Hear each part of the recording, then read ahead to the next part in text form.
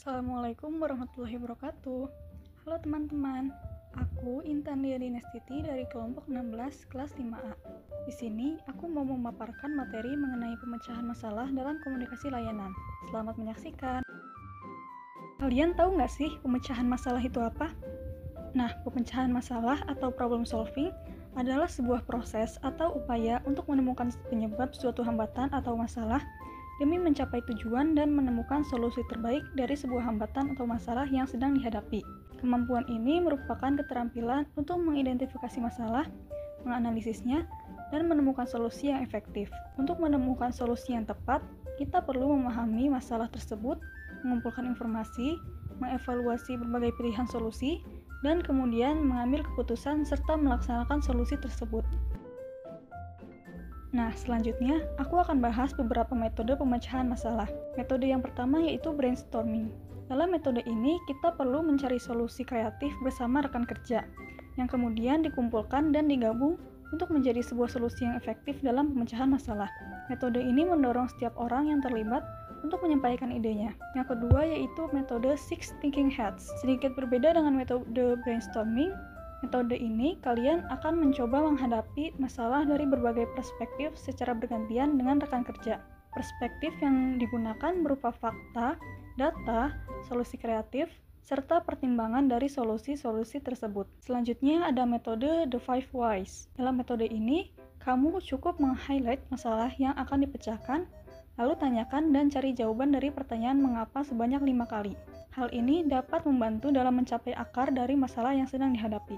Lalu metode Lightning Decision Jam. Metode ini digunakan untuk memecahkan masalah dengan cepat. Tiap anggota tim menulis tantangan atau kekhawatiran dan tim akan memilih masalah yang ingin diselesaikan. Mereka kemudian duduk dan meneliti masalah itu dengan sudut pandang yang baru, yang memungkinkan tim untuk mencari solusi dengan fokus dan teratur.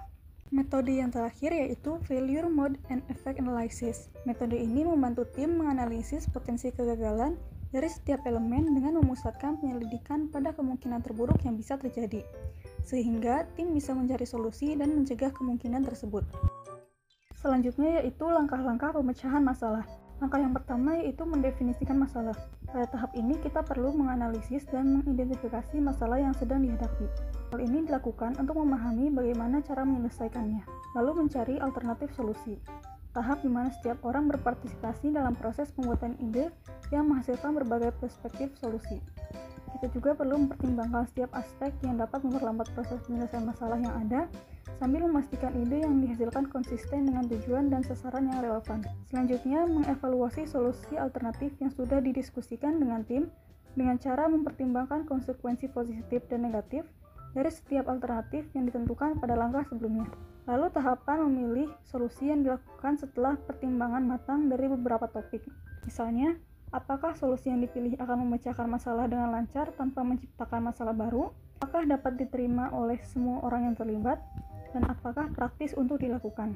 Setelah itu, solusi akan diimplementasikan dengan alur yang sebaiknya dilakukan pada tahap ini. Itu membangun rencana aksi terhadap solusi yang dipilih, membuat jadwal atau timeline dalam menjalankan pemecahan solusi, mengkomunikasikan setiap hal kepada tim agar pelaksanaan berjalan lancar, dan bersifat terbuka terhadap masukan selama proses implementasi berlangsung. Tahap yang terakhir yaitu monitoring perkembangan dan membuat penyesuaian, di mana kita melakukan monitoring dan melihat perkembangan dari keputusan yang telah diambil. Dapatkan feedback atau umpan balik untuk terus memperbaiki masalah yang bisa saja muncul setelahnya. Selanjutnya, aku akan memberi tips untuk pemecahan masalah dalam komunikasi layanan. Yang pertama yaitu mendengarkan pelanggan.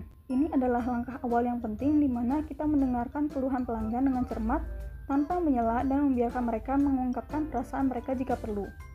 Selanjutnya yaitu mengakui kesulitan pelanggan. Hal ini menyiratkan bahwa kita memahami kesulitan pelanggan dan mengakuinya. Kita juga bisa menjelaskan kembali apa yang kita tangkap dari keluhan tersebut agar membuktikan kepada pelanggan bahwa kita memiliki pemahaman yang sama. Selanjutnya yaitu menawarkan solusi alternatif yang efisien. Jika solusi tersebut sesuai dengan kebutuhan pelanggan. Akan lebih baik jika kita menawarkan atau memberikan kompensasi seperti voucher atau diskon dari kesulitan yang telah dialami dan merugikan pelanggan. Lalu tahapan yang tidak boleh terlewat dalam memberikan pelayanan pada pelanggan yaitu tindak lanjut dari pemecahan masalah tersebut. kita perlu memastikan pelanggan merasa senang dan puas dengan solusi yang telah diberikan. Baik, sekian penjelasan dari aku. Semoga bermanfaat. Wassalamualaikum warahmatullahi wabarakatuh.